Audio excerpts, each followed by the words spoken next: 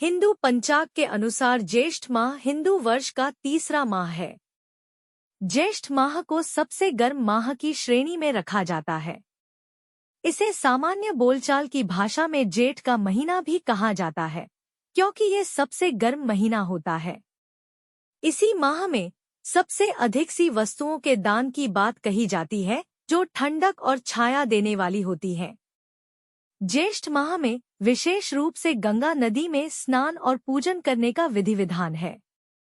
इस माह में आने वाले पर्वों में गंगा दशहरा और इस माह में आने वाली ज्येष्ठ शुक्ल एकादशी और निर्जला एकादशी प्रमुख पर्व है। गंगा नदी का एक अन्य नाम ज्येष्ठा भी है। गंगा को गुणों के आधार पर सभी नदियों में सबसे उच्च स्थान दिया गया है। ज्येष्ठ माह के व्रत व त्योहार। ज्येष्ठ माह के त्योहारों में गंगा दशहरा, निर्जला एकादशी, वटसावित्री व्रत, ज्येष्ठ पूर्णिमा, योगिनी एकादशी जैसे त्योहार मनाए जाते हैं।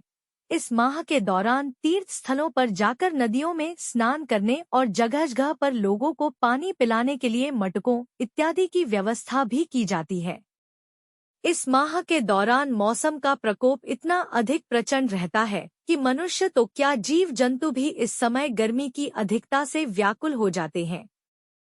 से में इस तपन को शांत करने के लिए ही पशु पक्षियों के लिए पानी इत्यादि की व्यवस्था की जाती है। लोग मीठा पानी इत्यादि चीजों को सभी में बांटते हैं। गंगा दशहरा।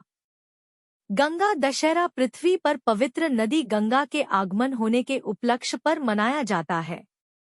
इस त्योहार के समय गंगा पूजन और व्रत इत्यादि करने का विशेष महत्व रहा है। साथ ही गंगा नदी में स्नान का विशेष महत्व माना जाता है।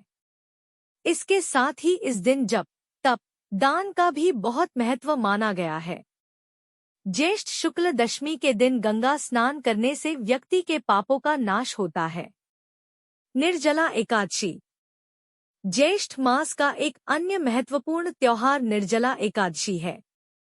यह त्योहार ज्येष्ठ माह के शुक्ल पक्ष की एकादशी के दिन संपन्न होता है। निर्जला एकादशी के दिन व्रत एवं पूजा पाठ करने का नियम भी रहता है। इस दिन देश भर में लोगों को, राहगीरों को मीठा पानी पिलाया जाता है, जिसे कुछ स्थानों पर छबील भी कहा जाता है। इस एकादशी के दिन भी तीर्थ स्थलों पर स्नान करने का विशेष महत्व रहा है। इस दिन भगवान श्री विष्णु की पूजा की जाती है। इस दिन किए गए जप तप और दान का कई गुना फल मिलता है। वटसावित्री व्रत।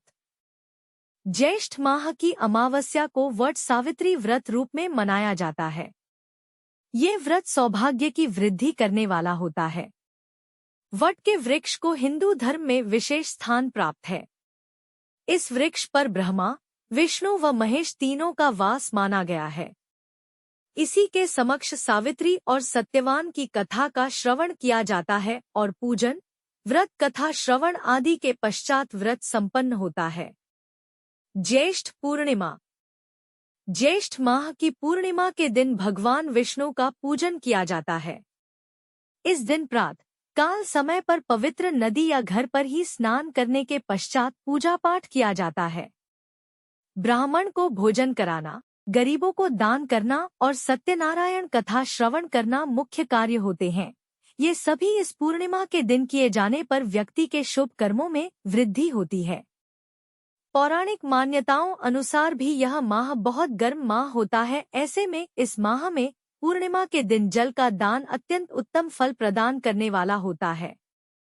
इस दान के अलावा गरीबों को खाना खिलाने और वस्त्र इत्यादि वस्तुओं का दान देने का भी अक्षय फल मिलता है। ज्येष्ठ पूर्णिमा के दिन संत कबीर का भी जन्म दिवस मनाया जाता है।